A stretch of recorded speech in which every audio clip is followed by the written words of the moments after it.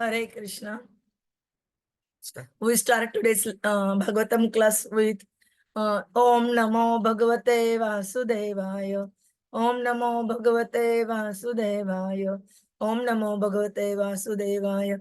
Narayanam Namaskrutyam Naram Chaiva Narottam Devim Saraswatim Vyasam Tato Jayam Udiret Nashta Prayeshu Bhadreshu Nityam Bhagavata Sevaya Bhagavati Uttama Shloke Bhaktir Bhavati Nishtiki. Hare Krishna Dandat Pranam. We continue Srimad Bhagwatam, Canto 11, chapter 23, the song of the Avanti Brahmana, shloka number 53 to 61. Grahani mittam sukha dukhayo chet kim atmana ajasya janasya te vahi grahe grahasya eva vadanti pidham krudheta kasmai purusha tatanyah karma astu hetuhu sukha dukhayo chet kim atmana tat adi jada ajadatve deha tu अचित पुरुष अयम सुपर्ण क्रुद्धेत कस्मै नहि कर्म Moolam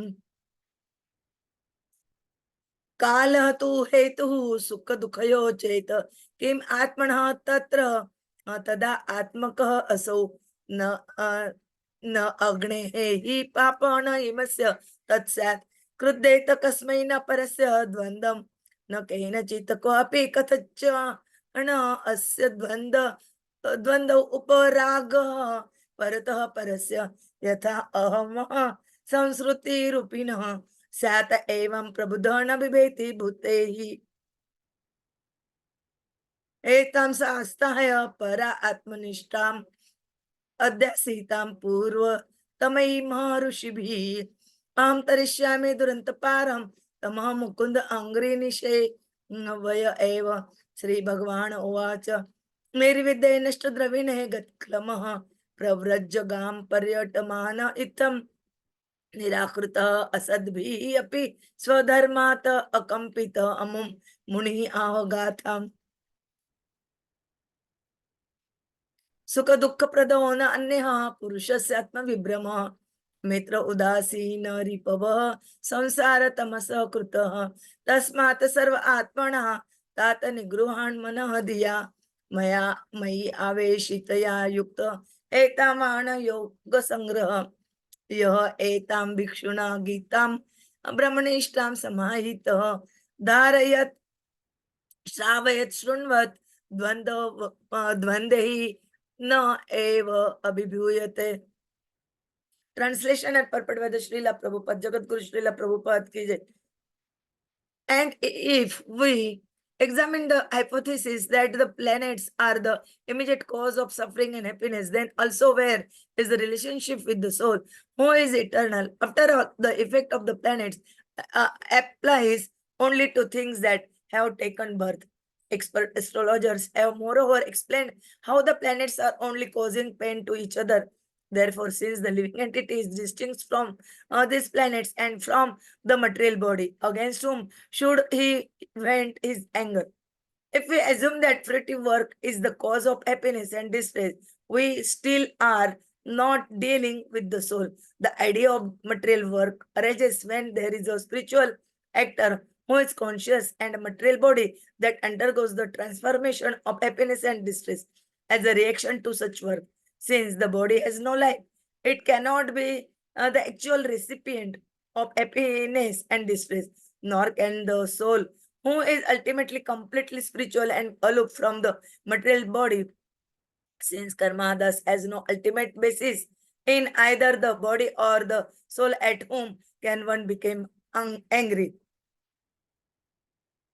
If we accept time as the cause of happiness and distress, that experience still cannot apply to the spirit soul, since time is a manifestation of the Lord's spiritual potency and the living entities are also expansions of the Lord's spiritual potency manifesting through time. Certainly fire does not burn its own flames or sparks, nor does the cold harm its own snowflakes or hail.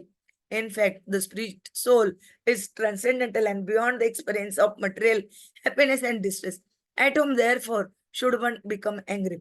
The false ego gives shape to illusory material existence and thus experiences material happiness and distress.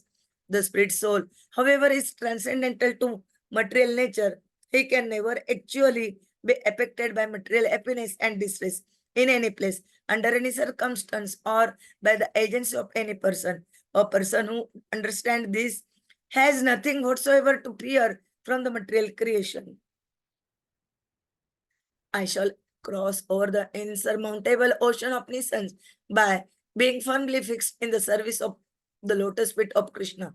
This was approved by the previous acharyas, who were fixed in firm devotion to the Lord Paramatma, the Supreme Personality of Godhead.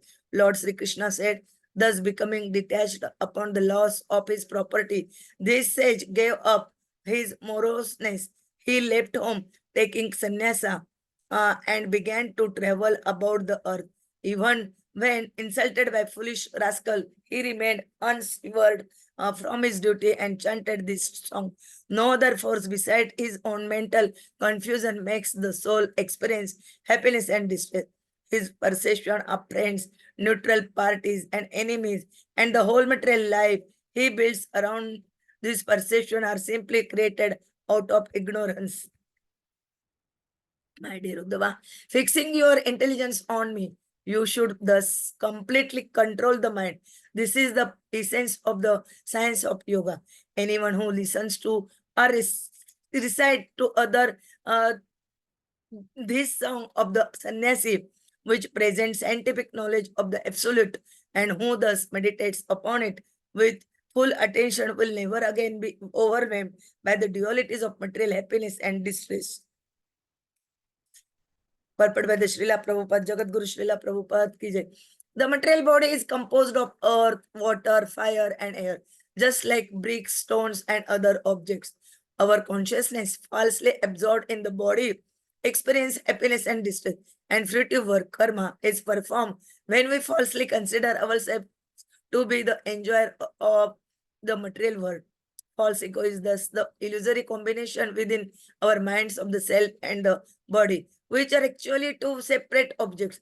Since karma or material work is based on illusory consciousness, these activities are also illusory and have no factual basis in either the body or the soul. When a conditioned soul falsely considers himself to be the body and consequently the enjoyer of the material world, he tries to find pleasure in illicit connection with women. Such sinful activity is based on his false concept of being the body and thus the enjoyer of human and of the world. Since he is not the body, his activity of enjoying a woman does not actually exist. There is merely the interaction of two machines, namely two bodies, and the interaction of the illusory consciousness of the man and woman. The sensation of illicit sex occurs within the material body and is falsely assimilated by the false ego as its own experience. Thus, the miserable or pleasurable reactions of karma ultimately act upon the false ego and not upon the body, which is composed of dull matter, nor upon the soul, which has nothing to do with matter. False ego is the illusory concoction of the mind. It is specifically this false ego that is suffering happiness and distress. The soul cannot become angry at others. Since he is not personally enjoying or suffering, rather the false ego is doing this. The material body is dull matter and does not experience happiness, distress, or anything else. Because the spirit soul is completely transcendental, he should fix his consciousness on the transcendental Lord, who is beyond material happiness and distress. It is only when transcendental consciousness falsely identifies with dull matter that the living entity imagines he is enjoying and suffering in the material world. This illusory identification of the consciousness with matter is called false ego and is the cause of material existence. The Brahmana has refuted 6 specific explanations of the happiness and distress of the living entity. And now he refutes any other explanation that might be given on the basis of false ego. The bodily covering actually overwhelms the spirit soul, and thus one falsely enjoys and suffers that which has no real relationship with oneself. One who can understand this sublime teaching of the Brahmana spoken by the Lord to Uddhava will never again suffer the terrible anxiety of fear within the material world. This verse is quoted by Krishna Das Kaviraj in his Chaitanya Charitamrut Madhya Lila 3.6. Srila Prabhupada comments as follows. In connection with this verse, which is a quotation from Srimad Bhagwatam 11.23.57, Srila Bhakti Siddhanta Saraswati Thakur says that of the 64 items required for rendering devotional service, acceptance of the symbolic mark of sannyasa is a regulative principle. If one accepts the sannyasa order, his main business is to devote his life completely to the service of Mukunda, Krishna. If one does not completely devote his mind and body to the service of the Lord, he does not actually become a sannyasi. It is not simply a matter of changing dress. In Bhagavad Gita 6.1, it is also stated, Anashrita karma phalam karyam karma karoti sa sannyasi sa acha yogi cha. One who works devotedly for the satisfaction of Krishna is a sannyasi. The dress is not sannyasa, but the attitude of service to Krishna is. The word Paratma Nishta means being a devotee of Lord Krishna. Paratma, the supreme person, is Krishna. Ishvara Parama Krishna, Sachidananda Vigraha. Those who are completely dedicated to the lotus feet of Krishna in service are actually sannyasis. As a matter of formality, the devotee accepts the sannyasa dress as previous acharyas did. He also accepts the three dandas. Later, Vishnu Swami considered that accepting the dress of a Tridandi was Paramatma Nishta. Therefore, sincere devotees add another danda, the Jiva danda, to the three existing danda. The Vaishnava sannyasi is known as a Tridandi sannyasi. The Mayavadi sannyasi accept only one danda, not understanding the purpose of Tridanda. Later, many persons in the community of Shiva Swami uh, gave up the Atmanishta, devotional service of the Lord, and followed the path of Shankaracharya instead of accepting 108 names. Those in the Shiva Swami Sampradaya follow the path of Shankaracharya and accept the 10 names of sannyasa. Although Sri Chaitanya Mahaprabhu accepted the then existing order of sannyasa, namely Ekdanda, he still recited a verse from Srimad Bhagwatam about the three danda sannyasa accepted by the Brahmana of Avantipur. Indirectly, he declared that within that Ekdanda, one danda, four dandas existed as one. Accepting Ekdanda sannyasa without Paramatma Nishta, devotional service to Lord Krishna, is not acceptable to Sri Chaitanya Mahaprabhu. In addition, according to the exact regulative principle, one should add the Jiva danda to the three danda. These four dandas, bound together as one, are symbolic of unalloyed devotional service to the Lord. Because the Ekdandi sannyasis of the Mayavad school are not devoted to the service of Krishna. They try to merge into the Brahman effulgence, which is a marginal position between material and spiritual existence. They accept this impersonal position as liberation. Mayavadi sannyasis, not knowing that Sri Chaitanya Mahaprabhu was a Tridandi, think of Chaitanya Mahaprabhu as an Ekadandi sannyasi. This is due to their Vivarta bewilderment. In Srimad Bhagwatam, there is no such thing as an Ekadandi sannyasi. Indeed, the Tridandi sannyasi is accepted as the symbolic representation of the sannyasa order. By citing this verse from Srimad Bhagwatam, Sri Chaitanya Mahaprabhu accepted the sannyasa order recommended in Srimad Bhagwatam. The Mayavadi sannyasis who are enamored of the external energy of the Lord cannot understand the mind of Sri Chaitanya Mahaprabhu. To date, all the devotees of Sri Chaitanya Mahaprabhu, following in his footsteps, accept the sannyasa order and keep the sacred thread and tubed of unshaved hair. The Ekdandi sannyasis of the Mayavadi school give up the sacred thread and do not keep any tubed of hair. Therefore, they are unable to understand the purport of Tridanda sannyasa, and as such, they are not inclined to dedicate their lives to the service of Mukunda. They simply think of merging into the existence of Brahmana because of their disgust with the material existence. The Acharyas who advocate the Daiva Varnashram, the social order of Chaturvarnam mentioned in Bhagavad Gita, do not accept the proposition of Asura Varnashram, which maintains that the social order of Varna is indicated by birth. The most intimate devotee of Sri Chaitanya Mahaprabhu, namely Gadadhar Pandit, accepted the Tridanda Sannyasa and also accepted Madhav Upadhyay as his Tridandi Sannyasi disciple. It is said that from this Maya Madhvacharya, the Sampradaya known in Western India as the Vallabhacharya Sampradaya has begun. Srila Gopal Bhatt Vasu, who is known as Smartya Acharya in the Gaudiya Vaishnava Sampradaya, later accepted the Tridanda Sannyasa order from Tridandapad Prabodhananda Saraswati. Although acceptance of Tridanda Sannyasa is not distinctly mentioned in the Gaudiya Vaishnava literature, the first verse of Srila Rupa Goswami Upadeshamrut advocates that one should accept the Tridanda Sannyasa order by controlling the six forces. Vacho vegam manasa krodha vegam jivva vegam udarupastha vegam etan vekan ya vishesheta dhira sarvam api imam pruthavim sa shishat. One who can control the forces of speech, mind, anger, belly, tongue, and genital is known as a Goswami and is competent to accept disciples all over the world.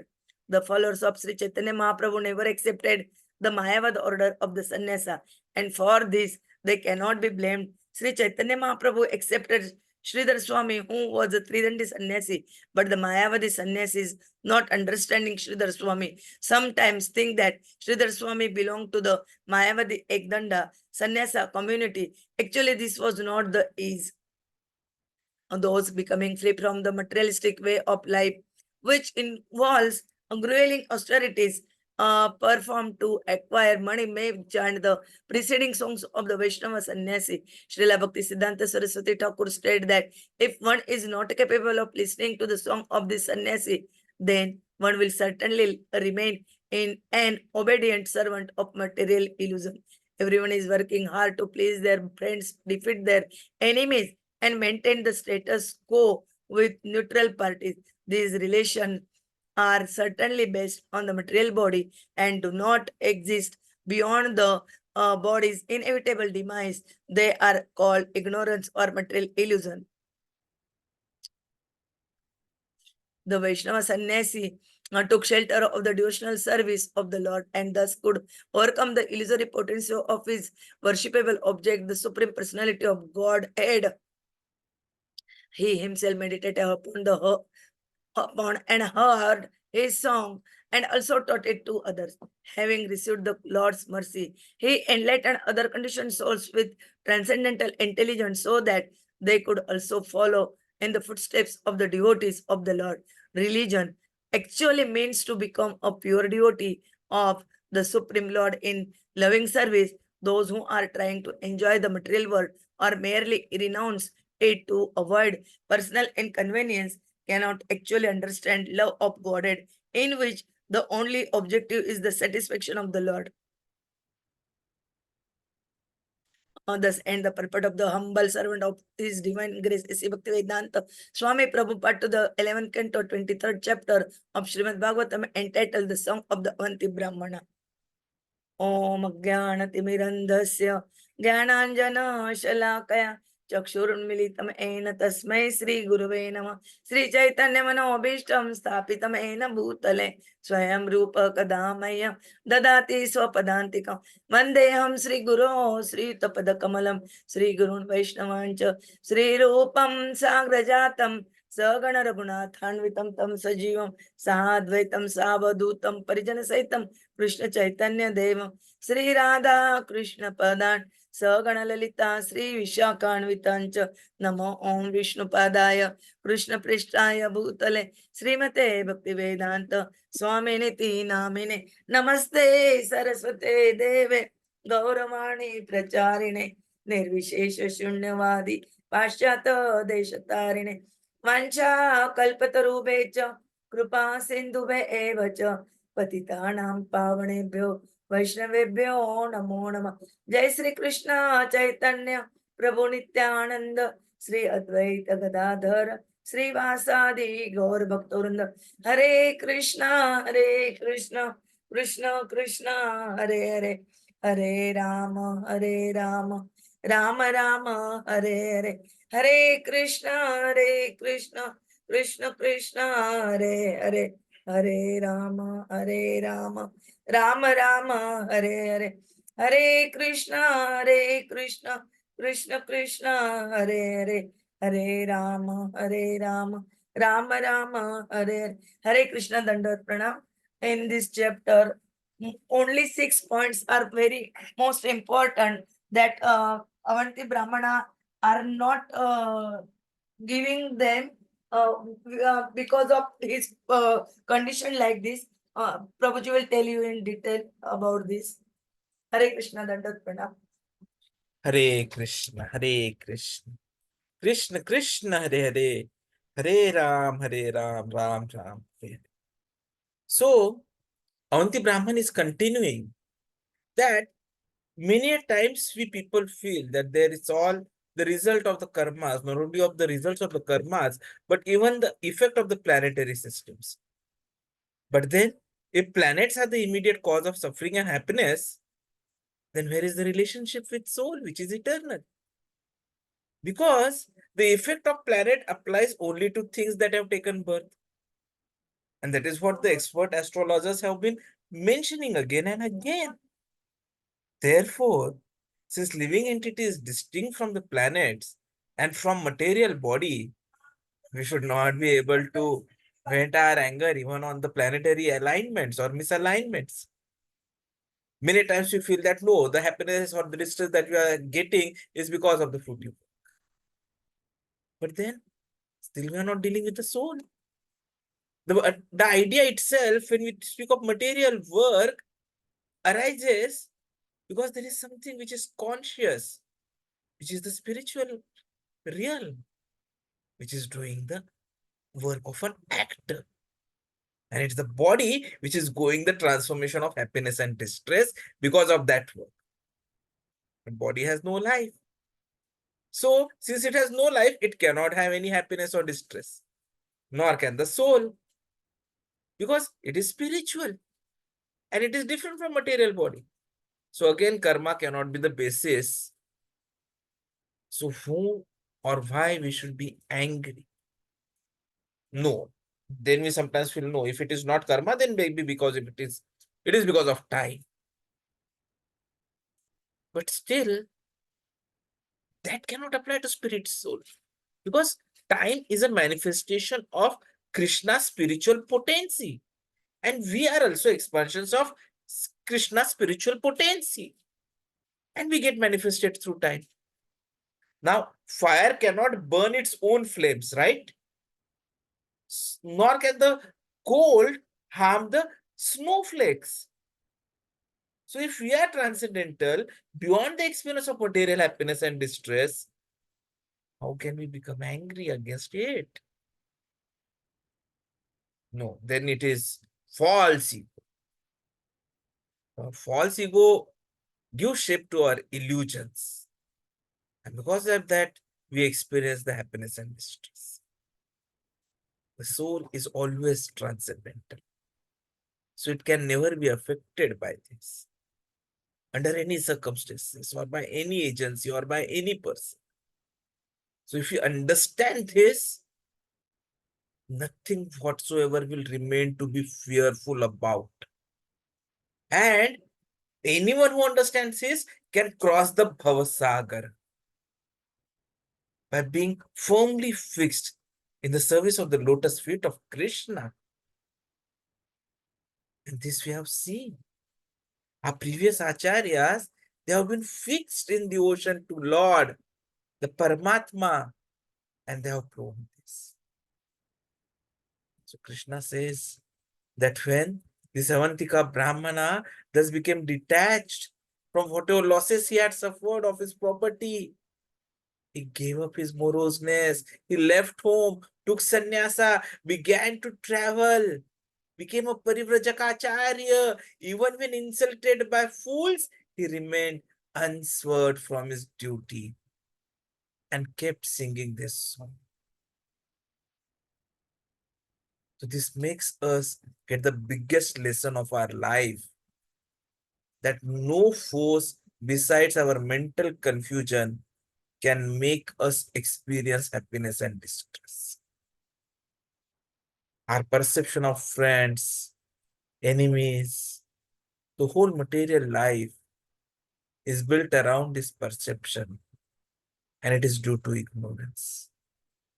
So we should fix our intelligence on Krishna, completely control the mind. That is the science of yoga. And Krishna has given a benediction that anyone who listens to or recites to others this song of the sannyasi, which presents scientific knowledge of the absolute, and who is able to meditate upon it with full attention, will never be overwhelmed by the dualities of material happiness and distress. That is why this particular chapter and these particular shlokas that we have covered yesterday and today are very, very important in our life. Because the sannyasi took shelter of devotional service of the Lord, he could overcome the illusory potency of Krishna. He then meditated upon Krishna, heard this song, and also taught it to others. Thus he got the Lord's mercy. He enlightened other conditioned souls with transcendental intelligence so that they could also follow in the footsteps of devotees of Lord. And that is what we also need to do. Because this is what Chaitanya Mahaprabhu has ordered us to do. Jare dekho tare kaho Krishna Upadesh. So what is that Krishna Upadesh? It means religion, which actually means to become a pure devotee of Krishna in loving service. If you are trying to enjoy material world or only renouncing it to avoid personal inconvenience, we cannot understand love of Godhead. It is the love of Godhead, Krishna Prem, which is the only objective and which is what we have to achieve for the satisfaction of the Lord. Hare Krishna. Thank you very much. We'll continue further tomorrow.